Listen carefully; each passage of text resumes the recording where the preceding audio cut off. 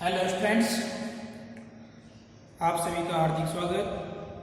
आज हम आपके लिए इम्यूनोलॉजी का नया topic antigen antibody reactions start कर रहे हैं, यानी प्रतिजन प्रतिरक्षी क्रियाएं। क्या होती हैं प्रतिजन प्रतिरक्षी क्रियाएं? देखिए, जब कोई एंटीजन हमारे शरीर में प्रवेश करता है तो प्रवेश कर जाने के पश्चात हमारे शरीर में उपस्थित प्रतिरक्षी तंत्र उनके विरुद्ध एंटीबॉडी बनाता है ना। तो एंटीबॉडी बन जाने के पश्चात वे एंटीबॉडीज उन एंटीजन से किस प्रकार क्रिया करती हैं, किस तरह से उनसे मिलती हैं, इस तरह से उनके आपस में क्रिया करने की जो प्रक्रिया होती है वो क्या कहलाती है? प्रतिजन प्रतिरक्षी क्रिया कहलाती है। ठीक है, यानी कि जब हमारे शरीर में एंटीजन प्रवेश कर गया, एंटीजन प्रवेश करने के पश्चात वो हमारे शरीर को किस तरह से प्रभावित कर सकता है, किस हद तक प्रभावित कर से करे, कितने हद तक प्रभावित करे, या संक्रमण का पता लगाना ही क्या कहलाता है? प्रतिजन प्रतिरक्षी क्रियाएं कहलाती हैं। ठीक है, प्रतिजन प्रतिरक्षी क्रियाओं को हम सीरोलॉजिकल टेस्ट भी कह सकते हैं। सीरोलॉजिकल टेस्ट यानी कि परीक्षण प्रक्रियाएं भी कह सकते हैं। ठीक है, तो जब एंटीजन हमारे शरीर में प्रवेश कर गया ना, तो उस दौरान बनने वाली जो एंटीबॉडीज हैं उनकी होने एंटीजन और एंटीबॉडी की आपस में होने वाली क्रियाएं ही क्या है? प्रतिजन प्रतिरक्षी क्रियाएं हैं। ये जनरली निम्न प्रकार की होती हैं, जिसमें से सबसे पहला होता है अवच्छेदन। ठीक है, दूसरा होता है समूहन। ठीक है, तीसरा होता है उदासीनीकरण।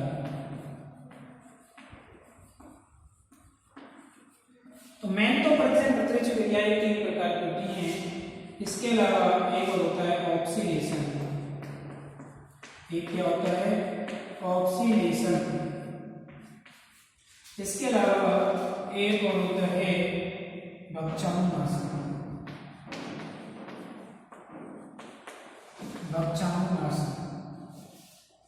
ठीक है, इस तरह की प्रतिजन प्रतिरक्षी क्रियाएं होती हैं। अब इस दौरान क्या होता है कि जब हमारे शरीर में कोई भी एंटीजन प्रवेश किया तो एंटीजन के प्रवेश कर जाने के पश्चात है ना, उस एंटीजन के चारों तरफ, अथवा यदि हम बात करें इस तरह से बात कर सकते हैं कि जब हमारे शरीर में विलेयशील एंटीजन प्रवेश करता है, कैसा एंटीजन प्रवेश करता है? विलेयशील एंटीजन प्रवेश करता है। तो जब हमारे शरीर में विलेयशील एंटीजन प्रवेश करेगा ना, तो इसके प्रवेश करने पर क्या बनता है? एक अघुलनशील अवच्छेद बनता है। अघुलनशील अवच्छेद बनता है। ठीक है, यानी कि जैसे इसकी बात करें हम कि दूध में यदि नींबू निचोड़ दिया जाए, दूध एक तरह से किसकी तरह कार्य कर रहा है? एंटीबॉडी की तरह है, और उसमें नींबू मिला दिया, उसको क्या कर दिया? उसके प्रभाव को नष्ट कर दिया, दूध के प्रभाव को। ठीक है, इसका मतलब दूध को फाड़ दिया गया और क्या बन गया ये? और उसको दूसरी क्रिया हो गई, सॉरी इसमें नहीं लगा सकते अपन उसको अवच्छेद में। अवच्छेद हम किस तरह से कह सकते हैं? सॉरी उसके लिए है ना। अवच्छेद क्या है? अवच्छेद है ना, यानी कि जैसे कोई चोट लगी हमें, फुंसी हो गई, उस फुंसी पर हाइड्रोजन पेरोक्साइड डालते हैं ना, हाइड्रोजन पेरोक्साइड H2O2, तो उस पर क्या झाग बन जाते हैं, झाग बन जाना। या फिर हम बात करें साबुन को घिसा, साबुन घिस जाने के पश्चात वहां पे झाग का उत्पन्न होना क्या है? अवच्छेद कहलाता है। तो इसी तरह से जब हमारे शरीर में कोई विलेयशील एंटीजन प्रवेश करता है तो विलेयशील एंटीजन प्रवेश करने पर क्या बन जाता है? अघुलनशील अवच्छेद बन जाता है, और इस अघुलनशील अवच्छेद बनने की प्रक्रिया ही क्या कहलाती है? अवच्छेदन कहलाती है। क्या कहलाती है? अवच्छेदन कहलाती है। राइट, यह अवच्छेदन की प्रक्रिया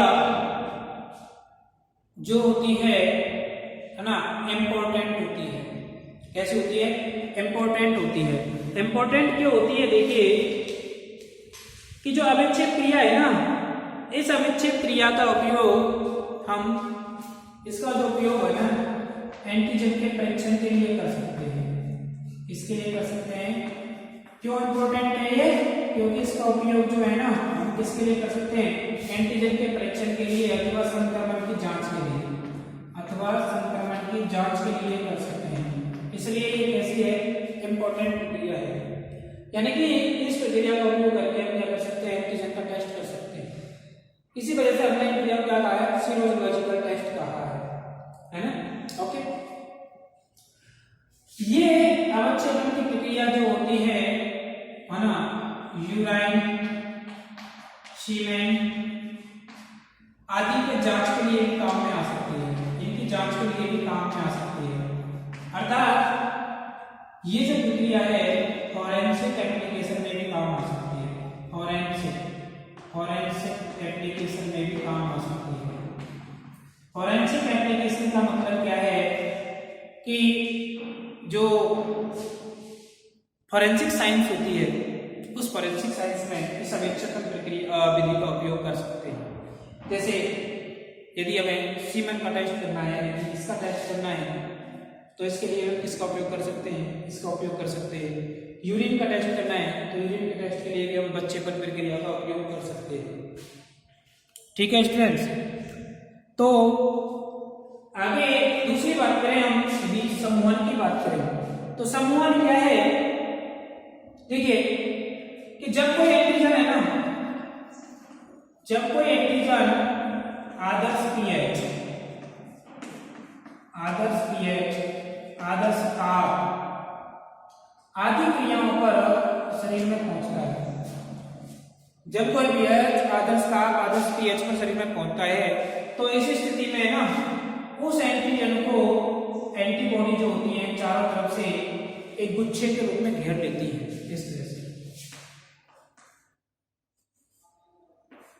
इस तरह से इसको आदर्श परिस्थितियों में क्या लेती है? घेर देती है। यानी कि जब एंटीजन हमारे शरीर में आदर्श ताप आदर्श पीएच पर पहुंचा, तो इस स्थिति में पहुंचने पर एंटीजन के चारों तरफ एक गुच्छे नुमा संरचना बन जाती है जो कि एंटीबॉडी की होती है, और गुच्छा नुमा संरचना बनना ही क्या कहलाता है? समूहन कहलाता है। इस समूहन की प्रक्रिया को हम क्या कह सकते हैं? एग्लूटिनेशन भी कह सकते हैं। समूहन की प्रक्रिया को क्या बोलते हैं? एग्लूटिनेशन। इस प्रक्रिया का उपयोग हम रक्त के परीक्षण के लिए कर सकते हैं। समूहन की प्रक्रिया का उपयोग किसके लिए करते हैं? रक्त के परीक्षण के लिए, क्योंकि उसमें रक्त समूह की जब हम जांच करते हैं तो उनमें भी क्या पाए जाते हैं? एंटीजन पाए जाते हैं। तो एंटीजन को एंटीबॉडी डालकर के परीक्षण करते नहीं करते हैं। जैसे आपको मैंने पिछले में बताया था, इस तरह से 3 ड्रॉप लेते हैं, इसमें एंटीजन की एंटीबॉडी डाली, इसमें एंटीबॉडी भी, इसमें एंटीबॉडी भी डाली, तो इनमें यदि समूहन की क्रिया हो जाती है तो इसका मतलब हृदय वर्ग है, इसमें समूहन की क्रिया हो जाती है हृदय वर्ग भी है, और यदि दोनों में डी की हो जाती है तो इन दोनों प्रकार के हृदय वर्ग है, दोनों में हो जाती है। तो हृदय वर्ग का दोनों में ही अगर समूहन क्रिया हो रही है, इसमें नहीं हो रही है, तो ये भी प्रकार का है। तो इस तरह से जो है समूहन क्रिया का उपयोग हम किसके लिए कर सकते हैं? रक्त की जांच के लिए कर सकते हैं। ठीक है, इसकी जांच के लिए कर सकते हैं। रक्त की जांच के लिए हम समूहन की प्रक्रिया का उपयोग कर सकते हैं। और रक्त में हम क्या पता लगा सकते हैं? रक्त के समूह का पता लगा सकते हैं कि रक्त समूह कौन सा है, ए है कि बी है कि RH पॉजिटिव है, RH नेगेटिव है। इस तरह से इसके चारों तरफ क्या बन जाना? गुच्छे की संरचना बन जाना समूहन कहलाता है। तीसरा आता है उदासीनीकरण। उदासीनीकरण क्या है कि जब कोई हमारे शरीर में एंटीजन प्रवेश किया तो एंटीजन हमारे शरीर में क्या इंजेक्ट करता है? विष इंजेक्ट करता है, टॉक्सिक पदार्थ इंजेक्ट करता है, जहरीला पदार्थ प्रवेश कराता है।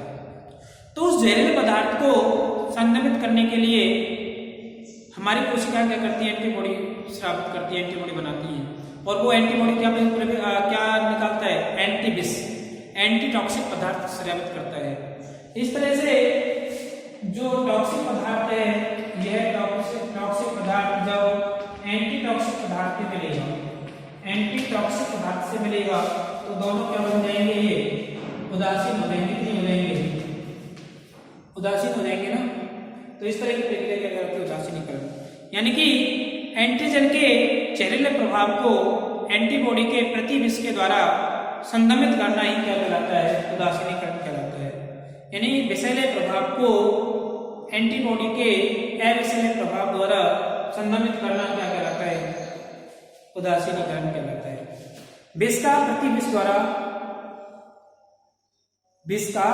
प्रतिविष द्वारा उदासीन करना उदासीनीकरण कहलाता है। ठीक है।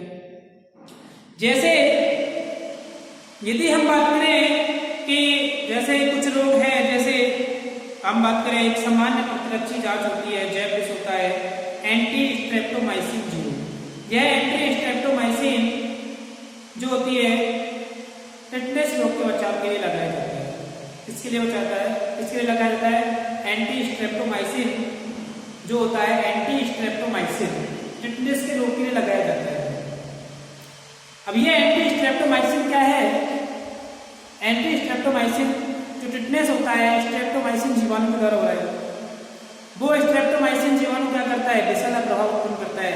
तो उसके लिए हमने क्या बना दिया? एंटी स्ट्रेप्टोमाइसिन का टीका बना दिया और उसके प्रभाव क्या कर देता है? वो संदमित कर देता है, अर्थात उसको उदासीन कर देता है और पुनः से टिटनेस का रोग नहीं होता है ना। इस तरह से जो है इसकी प्रक्रिया होती है। आज होता है ऑक्सीडेशन। यह ऑक्सीडेशन क्या है? ऑक्सीडेशन एक स्टेप है, ऑक्सीडेशन एक क्या है? पद है। अर्थात वह प्रक्रिया जो एंटीबॉडी के लिए भक्षाणुनाशन क्रिया को उद्दीपित करती है। इसका काम क्या होता है? स्टिमुलेट करने का होता है। ये क्या काम करती है? स्टिमुलेट। इसको करती है ये भक्षाणुनाशन क्रिया को स्टिमुलेट करती है। भक्षाणुनाशन यानी कि फैगोसाइटोसिस क्रिया को ऑक्सीडेशन क्या करते हैं? स्टिमुलेट करते हैं। इस तरह से शरीर के अंदर भक्षाणुनाशन क्रिया को उद्दीपित करना ही क्या कहलाता है?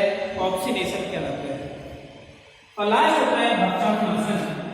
भक्षाणुनाशन किसी कोशिका का होता है जो हमारे शरीर में प्रतिरक्षा कोशिकाएं मैक्रोफेजेज होती हैं।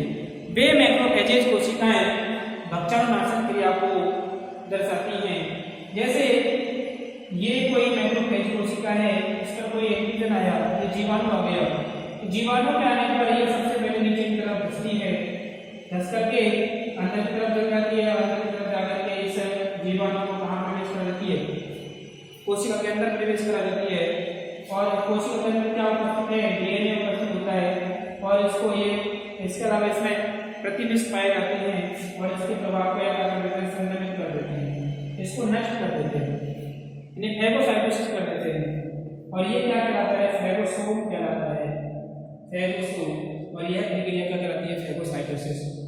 मतलब जो जीवाणु विषाणु हैं, बड़े आकार के कण हैं, उनको कोशिका द्वारा अंदर ग्रहण कर उसका पाचन कर देना या लाइसिस कर देना क्या कहलाता है? फैगोसाइटोसिस कहलाता है। यानी फैगोसाइटोसिस क्या है? कोशिका द्वारा अंतःग्रहण की प्रक्रिया है जिसमें बड़े जीवाणु विषाणु का अंतःग्रहण किया जाता है। ठीक है। जो ये कौन सी कोशिका द्वारा संभव हो पाता है? मैक्रोफेजेज कोशिका द्वारा। इसी तरह से एक पेनोसाइटोसिस होती है। पेनोसाइटोसिस में क्या होता है? जो तरल पदार्थ होते हैं उन तरल पदार्थों को अंदर पचित किया जाता है, वो पेनोसाइटोसिस कहलाती है। ये दोनों ही जो है एंडोसाइटोसिस के रूपांतरण होते हैं। तो इस तरह से जो है प्रतिरक्षी क्रियाएं होती हैं, ये 5 प्रकार की होती हैं। ठीक है। थैंक यू आज के लिए guys. Thank you so very much.